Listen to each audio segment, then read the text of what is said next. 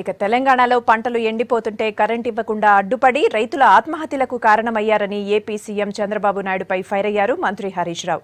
నిజామాబాద్ జిల్లా బీబీపేట, కాచాపూర్లో మిషన్ కాకతీయ పనుల్లో ఆయన పాల్గొన్నారు. 400 ఏళ్ల చరిత్ర ఉన్న హైదరాబాద్ను తానే డెవలప్ చేశానని చంద్రబాబు చెప్పుకోవడంలో అర్థం లేదన్నారు. మహబూబ్ నగర్లో జరిగిన సభలో తెలంగాణ ఏర్పాటుకు మొదటి లెటర్ తానే ఇచ్చానని చెబుతున్న బాబు గుంటూరులో మాత్రం కాంగ్రెస్ ముక్కలు చేసిందని ఎందుకన్నారని ప్రశ్నించారు హరీష్ రావు.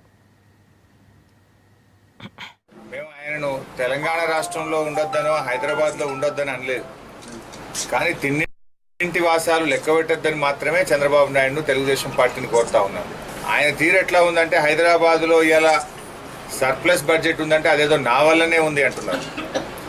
చంద్రబాబు నాయుడు వయస్సు 67 సంవత్సరాలు, హైదరాబాద్ నగర వయస్సు 400 సంవత్సరాలు. మరి 67 ఏళ్ల చంద్రబాబు నాయుడు 400 ఏళ్ల నగరాన్ని ఎట్లా నిర్మించాడో సమాధానం చెప్పాల్సిన అవసరం ఉంది. ఇవాళ తెలంగాణలో వలసలకు చంద్రబాబు నాయుడు కారణం. కరెంటు లేకుండా తెలంగాణ రైతాంగం ఇబ్బంది పడ్డటువంటి పరిస్థితికి కారకుడు చంద్రబాబు నాయుడు గారు.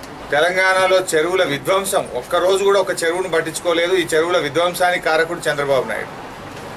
కానీ ఆయన నా వల్ల అభివృద్ధి జరిగింది, నీ వల్ల జరిగిన అభివృద్ధి ఏమైనా ఉందంటే హైదరాబాద్లో కబ్జాలు పెరిగినాయి, కబ్జాలలో అభివృద్ధి పెరిగింది, చెరువులు ఆక్రమించుకోవడంలో అభివృద్ధి పెరిగింది, చెరువు శిఖాలు నాలాలు కబ్జాలు చేయడంలో అభివృద్ధి పెరిగింది తప్ప మీరు చేసింది ఏం లేదు.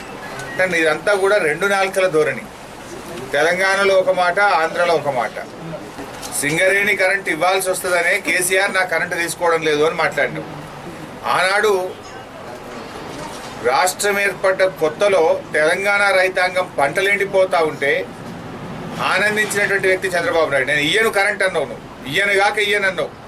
న్యాయంగా తెలంగాణకి ఇవ్వాల్సిన కరెంటును ఇవ్వకుండా తెలంగాణ రైతాంగం పంటలు ఎండిపోతూ ఉంటే వికృత